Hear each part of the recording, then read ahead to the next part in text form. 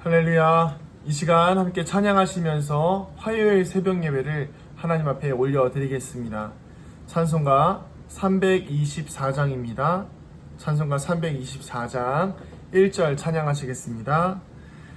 예수 나를 오라 하네, 예수 나를 오라 하네, 어디든지 주를 따라 주와 같이 가려네.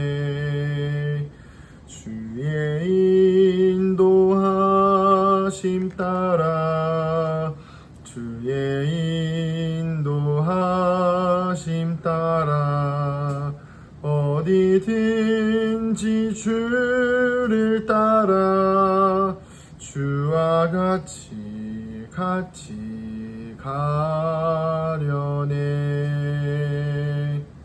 아멘. 함께 말씀 보도록 하겠습니다. 이사야 19장입니다. 이사야 19장 1절부터 15절 말씀입니다. 이사야 19장 1절부터 15절 말씀 중에 제가 14절과 15절 말씀 읽어보도록 하겠습니다.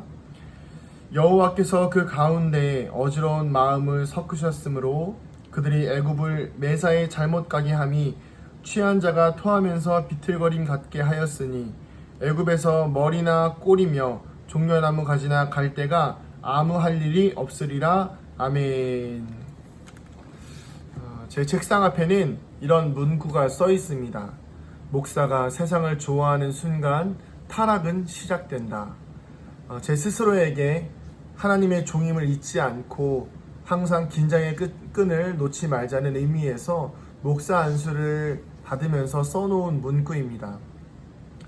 그런데 오늘 오늘 본문 말씀을 묵상하다가 이 목사가 세상을 좋아하는 순간 타락은 시작된다라는 문구가 또 다른 새로운 문구로 와닿았습니다. 그것은 바로 이것이었습니다. 타락한 것을 깨닫는 순간은 더 이상 하나님의 능력으로 아무것도 할 수 없다는 것을 알게 될 때이다. 우리가 타락한 것을 깨닫는 순간은 내가 더 이상 하나님의 능력이, 하나님의 은혜가, 하나님의 사랑이 나에게 없다는 것을 깨닫게 되는 때입니다.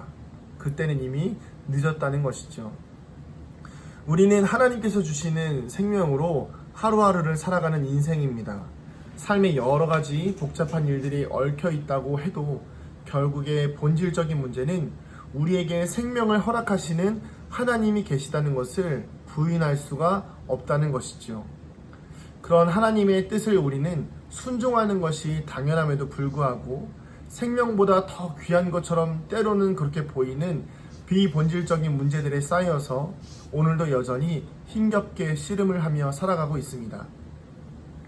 오늘 말씀에 나오는 이집트, 이 애굽의 백성들을 향한 하나님의 경고를 오늘날 하나님께 불순종하고 헛된 것들을 쫓아가는 인생들에 대한 아주 심각한 메시지로 우리는 받아들여야 하는 것입니다.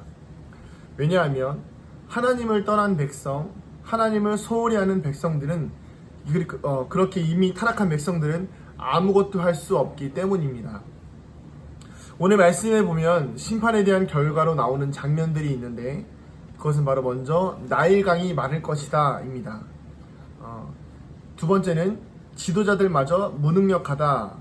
그리고 세 번째는 결국에 모든 이집트에서는 되는 일이 없고 모두가 쓸모없이 될 것이다. 이렇게 말씀하고 계시는데요. 먼저 나일강이 마를 것이다에 대한 부분은 이런 내용입니다. 생명의 근원인 물이 끊어집니다. 그러면 그 물이 끊어지는 순간 물이 말라버리기 시작하고 그 하천에 살고 있는, 강가에 살고 있는 모든 생명체들이 죽임을 경험하게 됩니다. 물고기들이 죽게 됩니다. 그리고 그 주변에 물로 인해서 생명을 이어가던 풀들이 다 죽게 됩니다. 그러면 천을 짜는 사람도 풀이 말라서 천을 짤 수가 없게 되는 것이지요. 소위 아예 씨가 말라서 다 죽어버리게 되는 것입니다. 또한 두 번째는 이 지도자들마저도 무능력하게 됩니다. 하나님께서 지도자들의 판단력을 혼란스럽게 하십니다. 그래서 취한 자가 토하면서 비틀거리듯이 지도자들이 이렇게 이집트를 혼란스럽고 또 망하는 길로 이끌어갈 것이라고 하나님께서는 말씀하십니다. 그래서 세 번째로 모든 이집트에서는 되는 일이 없고 되는 일이 없는 것이 아니라 할 수 있는 일이 없을 것입니다. 그리고 모두가 쓸모없이 될 것이다라고 하나님은 말씀하고 계신 것이죠. 오늘 우리는 이 경고를 우리의 삶에 깊이 새겨야 합니다. 하나님은 우리를 분명히 사랑하시고 은혜 주시기를 원하십니다. 믿으십니까?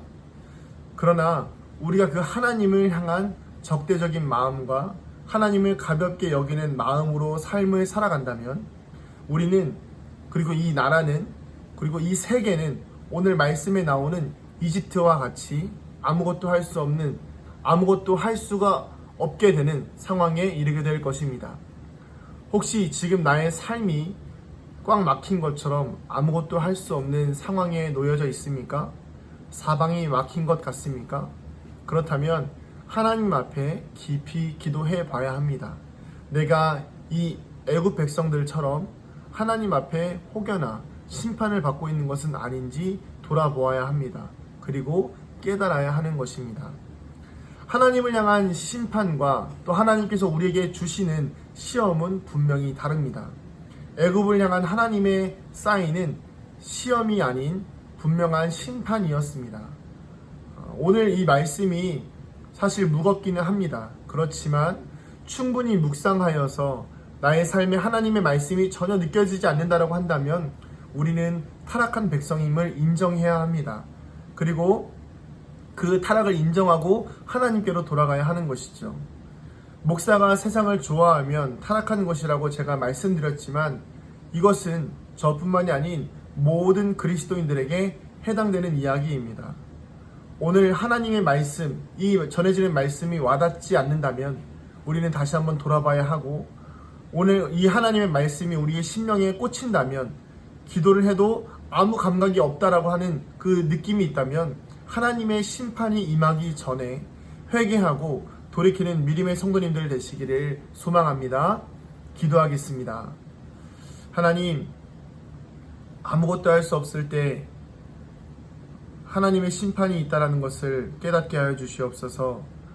혹여라도 내 삶이 막혀서 하나님의 심판이 임한 것을 인지하지 못하고 있다면 정말 큰 문제입니다. 하나님, 오늘 이 말씀을 가볍게 흘리지 않게 하여 주시고 이 말씀을 통하여서 하나님의 나라와 영광의 하나님 회복의 아버지 쓰임받는 귀한 일꾼들 되게 하여 주시옵소서. 우리의 삶을 돌아봅니다. 우리의 영혼을 돌아봅니다. 우리의 영이 하나님께서 심판하실 때에 정말 그 애굽 백성들이 받는 심판과 같이 죽음에 이르지 아니하도록 우리를 살려주시고 회복시켜 주시옵소서. 감사드리며 예수님의 이름으로 기도합니다. 아멘. 오늘 하루도 회복의 은혜를 경험하시기를 축복합니다. 마라나타.